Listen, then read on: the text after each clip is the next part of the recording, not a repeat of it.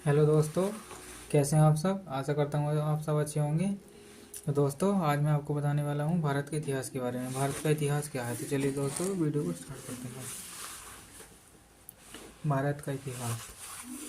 उत्तर में हिमालय से लेकर दक्षिण में समुद्र तक यह फैला उपमहाद्वीप भारतवर्ष के नाम से ज्ञात है, जिसे महाकाव्य तथा पुराणों में भारतीय अर्थात भरतों का देश तथा यहाँ के निवासियों को भारतीय अर्थात भारत की संतान कहा गया है।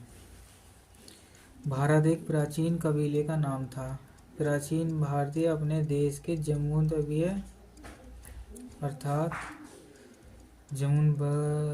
वृक्षों का द्वीप कहते हैं। प्राचीन ईरानी इसे सिंधु नदी के नाम से जोड़ते थे, जिसे वह सिंधु न कहकर हिंदू कहते थे।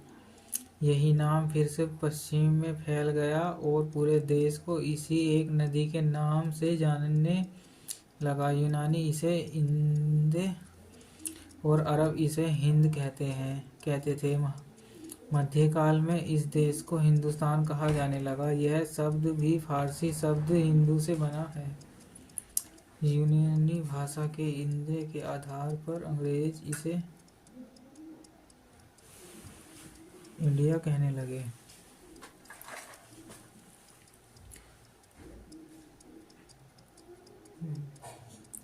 विंध्य की पर्वत श्रृंखला देश को उत्तर और दक्षिण में दो भागों में बांटती है।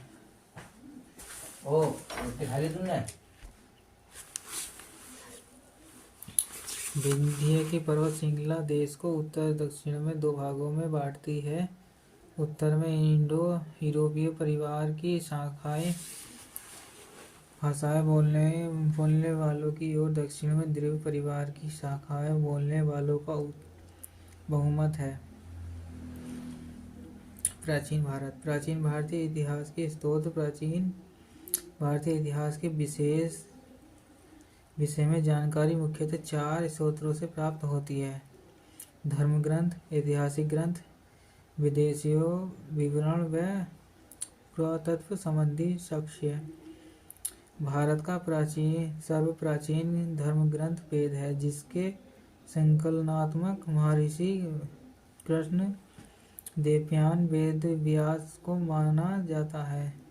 वेद वसुदेव कुटुंबकम का उद्देश्य देता है। भारतीय परंपरा वेदों को नित्य तथा अपौरुषीय मानती है।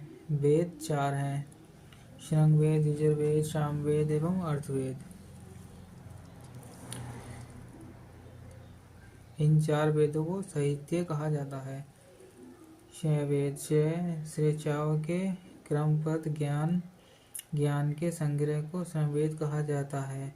इसमें 10 मंडल, 1028 सन बल्कि पाठ के 11 सूत्रों सहित एवं इस वेद के ऋचाओं के पढ़ने वाले ऋषि को हेतु कहते हैं।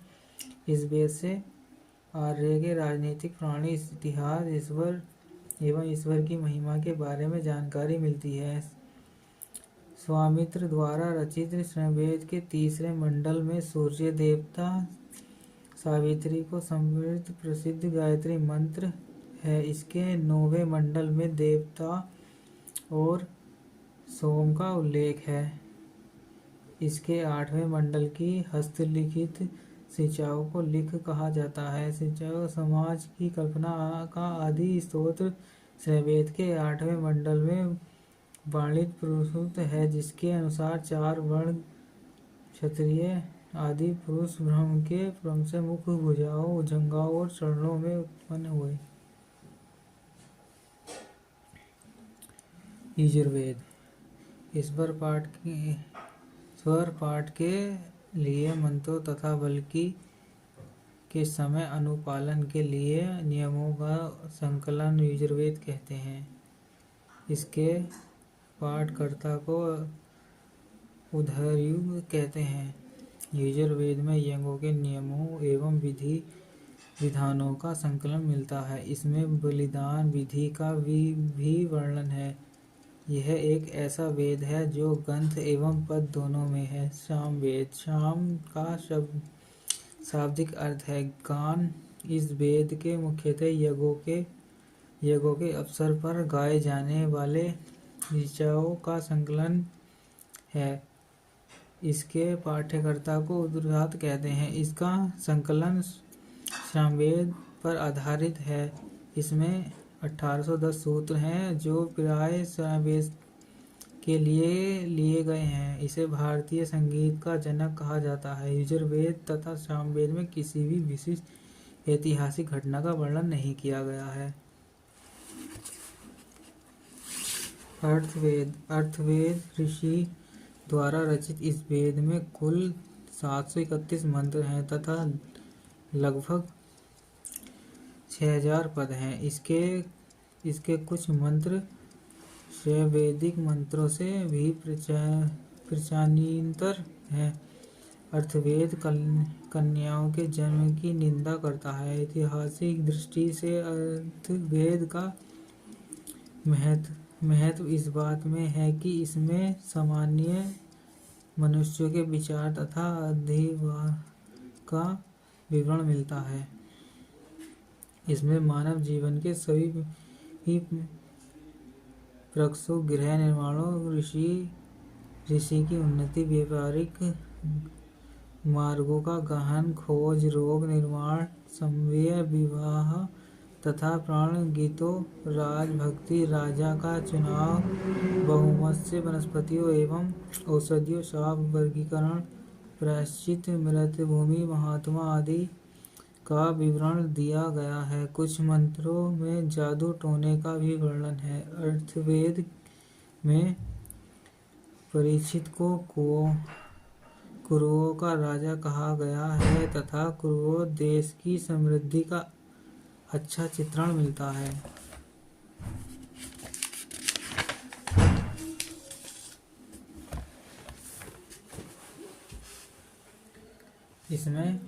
इसमें सभा एवं समिति को प्रजापति की 2 पुत्रियां कहा गया। वेदों की भी कई शाखाएं हैं जो वैदिक अध्ययन और व्याख्या से जुड़ी विभिन्न दृष्टि का प्रतिनिधित्व करता है।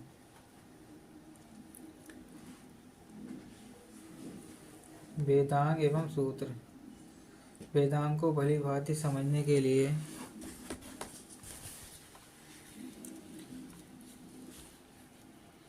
समझने के लिए 6 वेदों की रचना हुई। ये हैं शिक्षा, कल्प, निरुक्त, व्याकरण, छंद एवं ज्योतिष। वैदिक साहित्य को अनुसरण बनाए रखने के लिए सूत्र साहित्य का प्रलयन किया गया।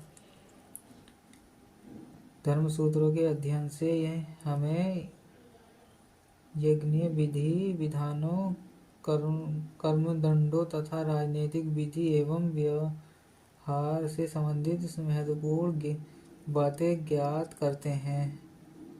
प्रमुख सूत्रकारों में वशिष्ठ आदि के नाम विशेष रूप से उल्लेखनीय हैं। सूत्रों में सबसे प्राचीन माना गया है। पुराण। भारतीय ऐतिहासिक कथाओं का सबसे अच्छा क्रमबद्ध विवरण पुराणों में मिलता है। इसके रचयिता लोहर्ष अथवा इनके पुत्र अग्रभा माने जाते हैं। इनकी संख्या 18 है, जिनमें से केवल 5 मर्त्य, वायु, विष्णु, ब्रह्मा एवं भागवत में ही राजाओं की वंशावली पाई जाती है। अधिकतर पुराण सरल सांस्कृतिक श्लोक में लिखे गए हैं। स्त्रियों तथा शूद्रों जिन्हें वेद पढ़ने की अनुमति नहीं थी, वे भी पुराण सुन सकते थे। पुराणों का पाठ पुजारी मंदिरों में किया करते थे। बौद्ध, जैन एवं अन्य साहित्य। जातक में वृद्धि की पूर्व जन्म की कहानी वर्जित है। हीनयान का प्रमुख ग्रंथ कथा वस्तु है, जिसमें महात्मा बुद्ध का जीवन चरित्र अनेक कथानकों के साथ वर्जित है। जैन साहित्य को आगमन कहा जाता है। जैन धर्म का प्रारंभिक ऐतिहासिक कल्पसूत्र से ज्ञात होता है। जैन ग्रांथिक भगवती सूत्र में महावीर के जीवन कृत्यों तथा अन्य समकालियों के साथ उनके संबंधों का विवरण मिलता है। अर्थशास्त्र के लेखक चाणक्य हैं। यह 15 अधिकारों तथा 180 चरणों में विभाजित है। इसमें वर्णनीय इतिहास की जानकारी प्राप्त होती है। सांस्कृतिक सभ्यता ऐतिहासिक घटनाओं को क्रमबद्ध लिखने का सर्वप्रथम प्रयास कल्याण के द्वारा किया गया। कल्याण द्वारा रचित पुस्तक इस ग्रंथ के 8 सर्ग हैं, जिन्हें तरंगों की संज्ञा दी गई। इसमें प्रारंभ से लेकर 10वीं-12वीं सदी तथा के कश्मीर के शासकों का वर्णन है। अरबी की सिंधु विजय का वृत्तांत में सुरक्षित है। अष्टाध्यायी के लेखक पाणिनि है। इसमें वेदीय के पहले का इतिहास तथा विभिन्न राजनीतिक अवस्था की जानकारी प्राप्त होती है। कात्यायन की गर्मी साहित्य एवं ज्योतिष ग्रंथ है। फिर भी इसमें भारत पर होने वाले यवन आक्रमण का उल्लेख मिलता है। पतंजलि मुख्य मिश्र संगु के पुरोहित थे। इनके महाभाष्य से शुंगों के इतिहास का पता चलता है।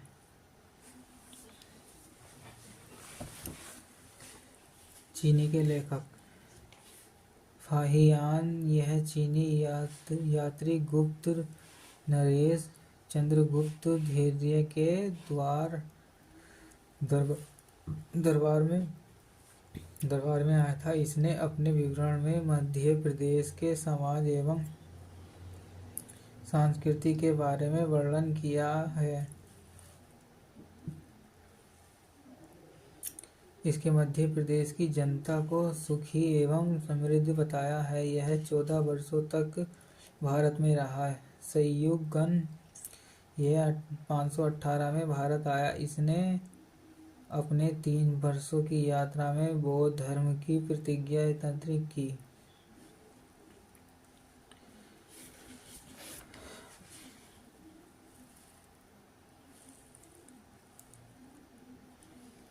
यूनानी रोमन लेखक अरबी लेखक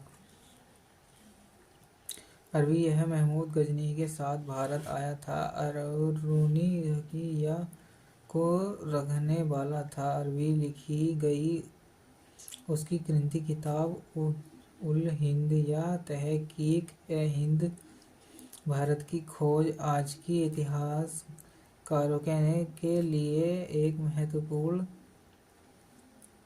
स्तोत्र है। यह एक विस्तृत ग्रंथ है जो धर्म और दर्शन, त्योहार, खगोल विज्ञान, कीमिया, रीति रिवाजों तथा प्रथाओं, सामाजिक जीवन,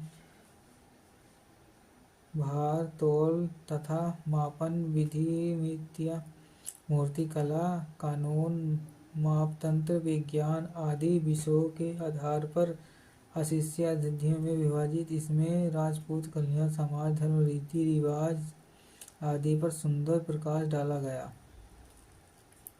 अन्य लेखक तारानाथ यह एक तिब्बती लेखक था। इसमें कहानियों तथा तैमूर नामक ग्रंथ की रचना की। इनसे भारतीय इतिहास के बारे में जानकारी मिलती है। मार्को पोलो यह 13वीं शताब्दी के अंत में पांड्य देश की यात्रा पर आया था। इसका विवरण पांड्य इतिहास के अध्ययन के लिए उपयोगी है। सर्वप्रथम भारतीय वर्ष का जिक्र हाथी गुफा अभिलेख में है। सर्वप्रथम भारत पर होने वाले आक्रमण की जानकारी भीतरी स्तंभ लेखक से प्राप्त होती है। सातवाहन राजाओं का पूरा इतिहास उनके अभिलेखों के आधार पर लिखा गया। कश्मीरी नवपाषाणीय प्राचीन सिक्कों को अतः सिक्के कहा जाता है। इसी को साहित्य में कांसापण कहा गया।